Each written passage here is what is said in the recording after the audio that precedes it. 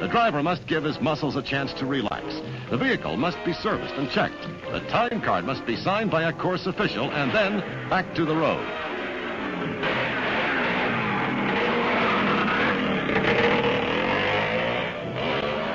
But even with all the care, it is frequently the insignificant things that can bring disaster to a man in this hostile country. Little things like a dropped canteen. At this point, the race looks like it will be dominated by the motorcycles, for they are far in advance of the cars.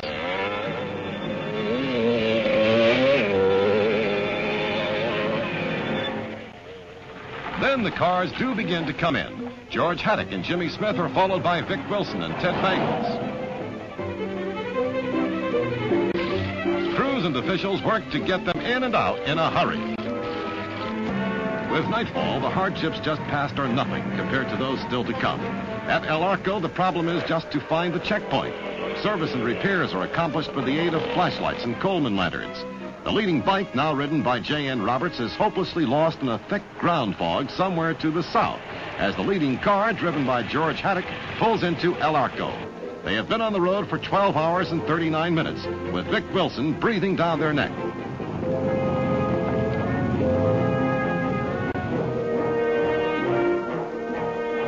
Sunup at the finish line in La Paz. Alert officials have waited all night. Everything is ready. Ed Perlman, president of NORA, paces up and down, mentally urging the drivers toward the finish line. But there is only an empty road and an empty sky, except for one lonely buzzard looking for his breakfast. The racers are still spread out over the south end of Baja, California. And with 300 miles to go, Ack Miller reflects on the night just past. At this point, Brock and I have been driving for 24 hours with no rest. The night was the worst. When cactus by the side of the road start to look like people, you know you're really tired. Even in daylight, things aren't much better because it seems as though nature has played a big joke on us. When the world was created, all the reject rocks must have been dumped right here on the south end of this course. Well, we made it into La Purísima, jumping from one rock to the next. So did Bill Stropp and Ray Harvick. There must have been 100 people turned out, which was all there was. Stropp was having a little trouble getting the hood closed, but they're really not supposed to fit anymore after the car has been upside down. We serviced our car while Stropp got ready to take off. Man, looks like he'll be ready for a bath when he gets to La Paz.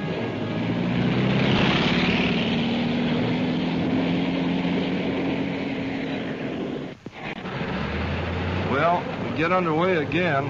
It's just a short distance now until we hit the start of the pavement, which pretty well goes into the finish.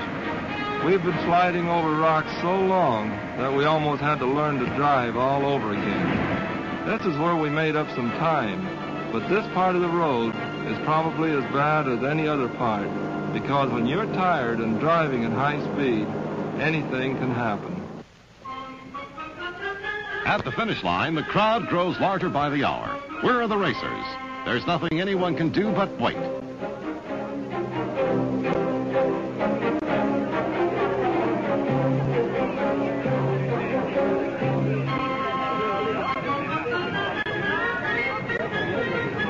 Suddenly, the waiting is over.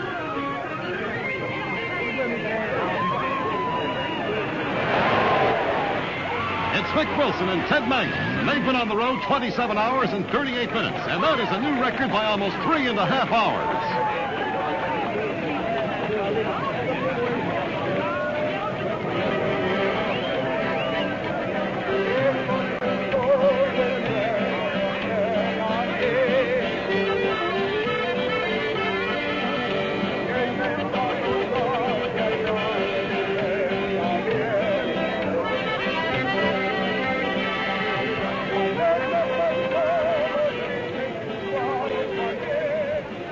Dan Roberts on the winning bike is so tired he has to be urged over the finish line.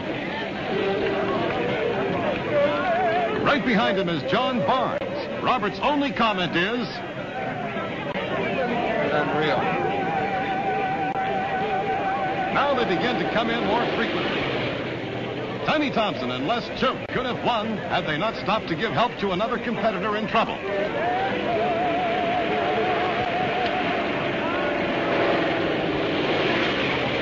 George Haddock and Jimmy Smith are happy to just finish. They had electrical problems during the night and kept the car running with, of all things, flashlight batteries.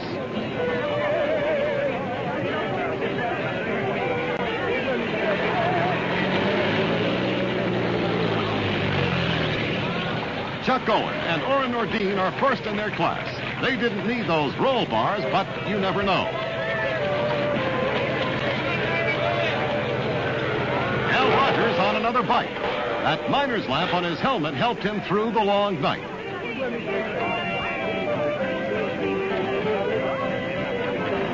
Dave Eakins barely makes it to the finish line. He couldn't have made another mile.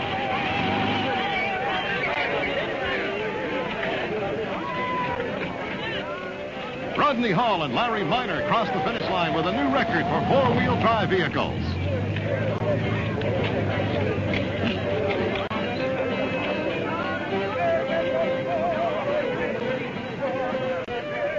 John Thawley and Francisco Lons de Rey finish, but the long road to La Paz has taken its toll of them. They are both journalists. Maybe later on they will find words to describe their trip.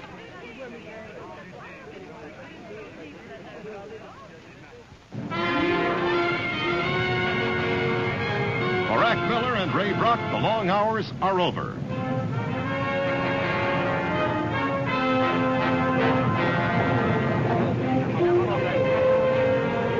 They cross that wide spot on the road just outside La Paz, and the crowd welcomes two more to that growing list of successful Baja conquistadores.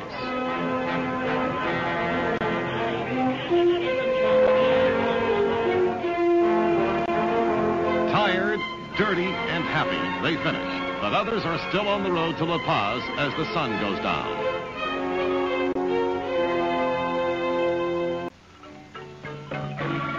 The contrast of blue water to the parched desert is hard to get used to, but after a night's sleep, the racers even begin to talk about next year. Cars with dust of 1,000 miles washed away are displayed in downtown La Paz to people who have had a hard time understanding why anyone would drive the length of Baja, California, just for the fun of it.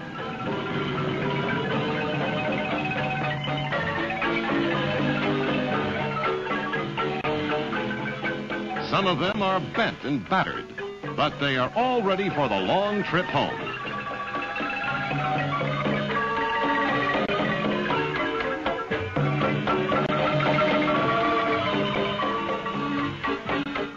Even Snoopy atop his Southwest Camel Porsche made it, not as a winner, but with a spirit of tenacity which kept many of them going long after they knew they could not win.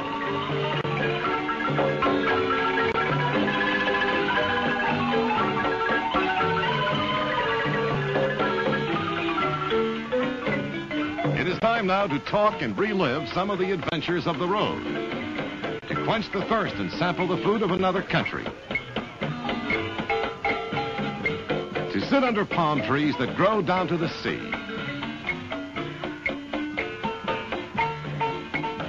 The Victory Banquet is held at the Los Cocos Hotel in La Paz. For Ed Perlman, a successful first race. For Vic Wilson, a winning achievement. And for all those others who won their class or just finished, something to remember all of their lives. And what about Ack Miller? Well, they gave him the bird. He did set a new record for passenger cars from Ensenada to La Paz. Someday, when a broad, modern highway runs the length of Baja, California, these men, these conquistadores, will be remembered with the same respect as those hardy pioneers who crossed the American plains more than 100 years ago.